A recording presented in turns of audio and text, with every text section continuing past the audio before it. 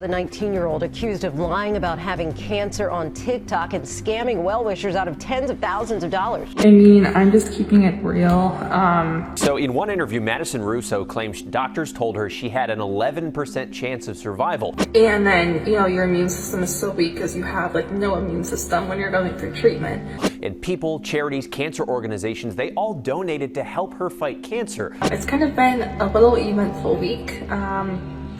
In the cancer world, eventful is not good. Problem is, according to authorities, she doesn't have cancer. She never did, and that's not just a lie. I wanted to share was how I've been keeping my hair during treatment with chemo and radiation.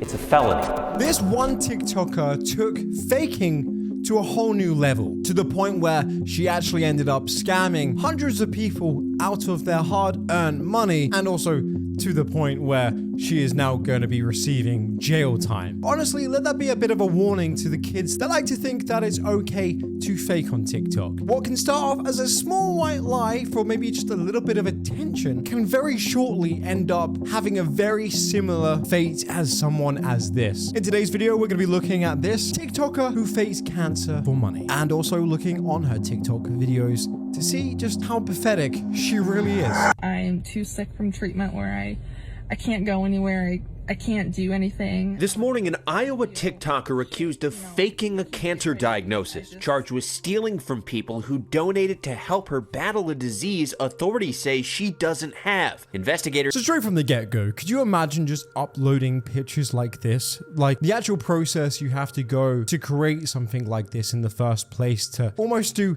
a little bit of a makeup design. Like what? She has a bag there, and she's put some plasters here. She has a thing up her nose as well. I saw one video that shows how far she must have actually stuck that thing up her nose. Pretty far. All this just to fake cancer. Honestly, I don't know how more pathetic and disgusting you can be as a person than going down this route to attain some money. Look, I'll be honest, there's some scummy people on the internet. In fact, even stealing money off old people probably wouldn't be even as bad as this. This is just bottom line, the worst thing you could possibly do to try and create some revenue. say Madison Russo took more than $37,000 from Maddie's fight against pancreatic cancer. A GoFundMe set up on her behalf, captured by ABC affiliate WQAD, that's now been taken down. This week is not a chemo week, it's just a radiation week. Authorities allege... Not even a radiation week, it's a I'ma steal your money week. Or every week be a I'ma steal your money week with this person. $37,000 she took away from people. A few things wrong with that. One obviously being the most obvious, like faking cancer to get that. But it actually goes a little bit deeper than that, because think about the people that actually donated money in the first place. She clearly pulled heartstrings and got them to donate their money towards her. How do you reckon those types of people now actually feel doing that? They probably feel like, oh man, what a complete idiot. How did I get fooled for something like this? When really they're not to blame, because why would you have to second guess that? In what world would you have to sit there and think to yourself, oh, this person might be faking cancer? Like, these types of stories are kind of unheard of, but I actually really fear, especially with younger generations now, even faking mental health disorders on TikTok, they probably come a little bit accustomed to stuff like this. It doesn't even seem that big of a deal until you take a step back. So I'm almost scared that this type of behavior will actually be on the rise soon. But those people that donated in good faith are going to be completely burnt, never going to trust anyone again, which now takes away from people that actually have cancer. And like what did she spend it on? Makeup, holidays, fun times with her friends on the weekend. At the end of the video, you even see her promoting some products as well that she claims helped her keep her hair. Russo spent the past year claiming she'd been diagnosed with leukemia, stage 2 pancreatic cancer, and a tumor the size of a football that wrapped around her spine. Posting dozens of photos and videos like this she's since taken down, now reposted on TikTok by another user. So it's my week off chemo, so I've just been doing radiation. Police tell us they're reviewing all of Russo's posts as part of the investigation. In a press release saying witnesses with medical experience pointed out the many medical discrepancies, including terrible, life-threatening inaccuracies of her medical equipment placement on her body. So you can see that the actual positioning of the port per se is not accurate. Also, that the way that it's secured, the type of tape that's used, is not the same clinical tape that we would use in the hospital. Authorities say Russo's subpoenaed medical records show she she's never been diagnosed with any kind of cancer or tumor. But her Which brings me to another point, is just with any people that do this type of stuff, where is your end goal for this? Because you can't just miraculously be like one day, oh, you know what? I'm better now. I survived. Let's go, guys. Turns out I just needed a good sleep. I was just sleep deprived. That's why I had cancer. Like, what are you gonna blame it on? Some weird miracle drug that you got off like some TV shopping channel? I took this medication for 1 month and I'm cancer free. The government doesn't want you to know about this treatment. Where's your end goal there? Like, you're just gonna die? Like, I don't think so. And although she took $37,000 from people, that's not really that much money.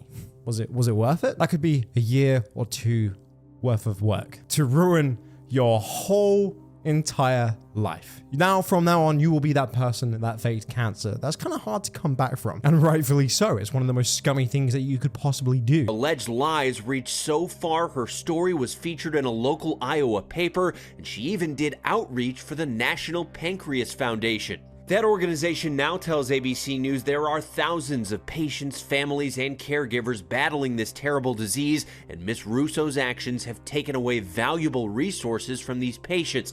Louis Frillman is one of hundreds who gave to the GoFundMe supporting 500? Russo. His $500 donation has been... Okay, but wait, let's look at that. 3,000, 2,000, 1,510, 1,000, 1,500. You know, it's not like these are small, just little bits of money that have been given to her. You know what I mean? Like, oh yeah, sure. I have $5 lying around. Here you go, have that. You know, this could be some people's money worth of work for like a few months that you've just taken for your own greedy needs. And not only that, but then, like he just said, taking resources away from other people and other families that actually kind of need that. Even if they got that type of money, maybe they could have actually had some last quality time together. Maybe go to Disneyland. Maybe do something off their bucket list that they never got to do. And not to even talk about the kids that have this type of stuff, hey? Because it's not just old people that get cancer, but what about, say, a 7 or 12-year-old that has this, and that money could have been given to them to enjoy their last months of life, but it got taken away from this scumbag on TikTok because she wanted some attention and money. You know, I don't think there's any words that can bring them back or make them ever forgive you for something like that, because it is quite literally unforgivable. refunded. My thinking is say a prayer for this young kid because she's going to have a lot of terrible consequences. And Russo and her family did not respond to multiple requests for comment. She's posted $10,000 bond. She did that shortly after her arrest.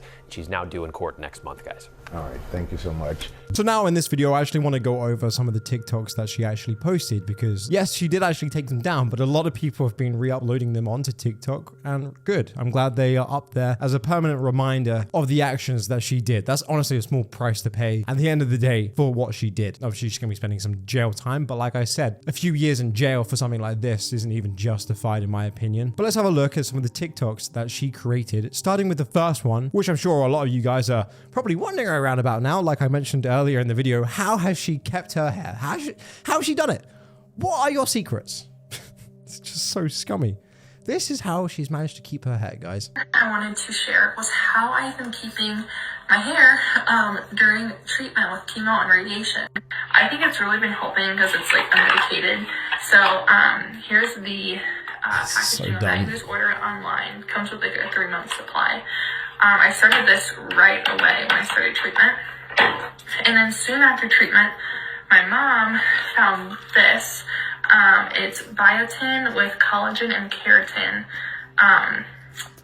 It's a little like... Good old collagen, am I right? My fellow collagen fans. Well, that's good. So now you're even giving hope to people that may be starting their chemo journey, which I could imagine for anybody to lose their hair to start this type of therapy must be absolutely awful. And watching a TikTok like this, giving them false hope now, on top of all the awful things you've already done, the fact that you can go out there and actually make a TikTok to get views on for a little bit of clout, to give those people false hope on that now that they could probably keep their hair. I wouldn't even be surprised if she was like, use my Amazon link in the description down below, and she got like a fucking cut of that money or something. Hey, what would you actually do if you had to start something as serious as chemotherapy, and obviously you're going to be losing your hair. That's going to be devastating to many people. And you saw a TikTok like this, and it turned out she was just faking. She never even had cancer. She never even did chemo. So not only now will you lose your hair, but you brought basically a bunch of just bullshit that you didn't even really need. How would that actually make you feel? I mean, I'm curious to actually see what you guys think in the comments down below. And on the last TikTok, we're going to be listening to her now basically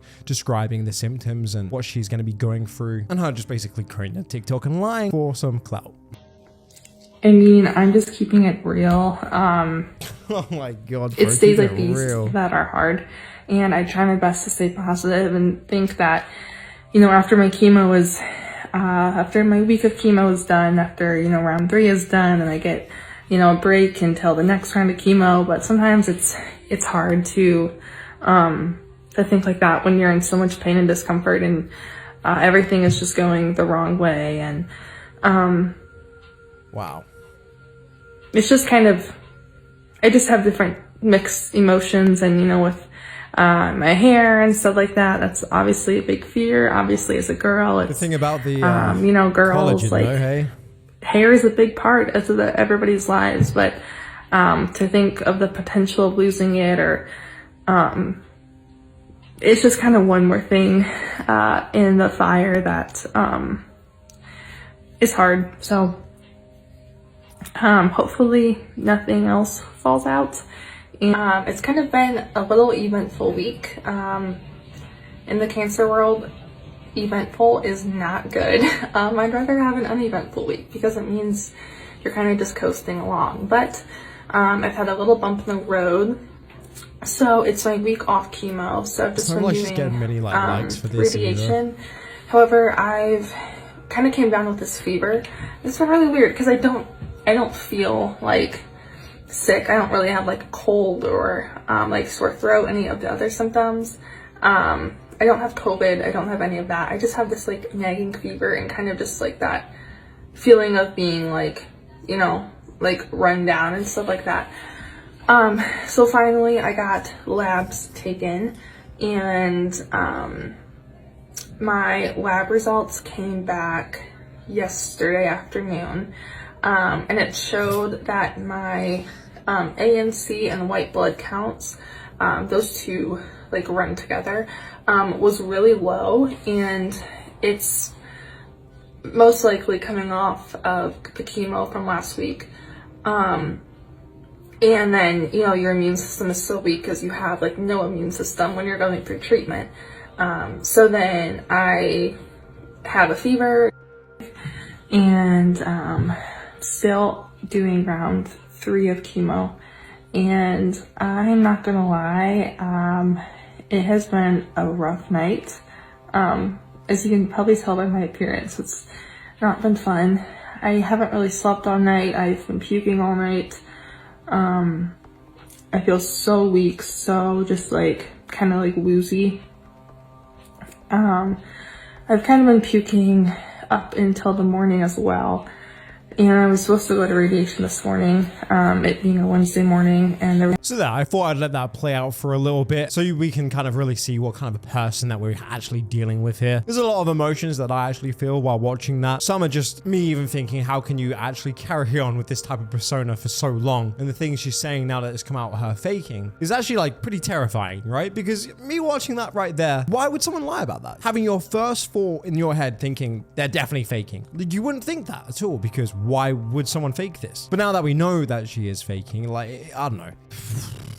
That is just pure scumminess, and I can only imagine how it makes people with actual cancer feel, or even people with known loved ones that have cancer right now and are going through it. The very traumatic experience it probably makes your family go through, or has already experienced this in the past. But again, I thought I would share this with you because it's an interesting look to see what it's actually like when people take things way too far, and what can start off as a small white lie for maybe just a little bit of attention, like some of the people on TikTok, can quite easily, as seen here, escalate and have a story that unfolds like this. But anyway, boys and girls, let me know what you guys think in the comments down below, and I'll see you all in tomorrow's video.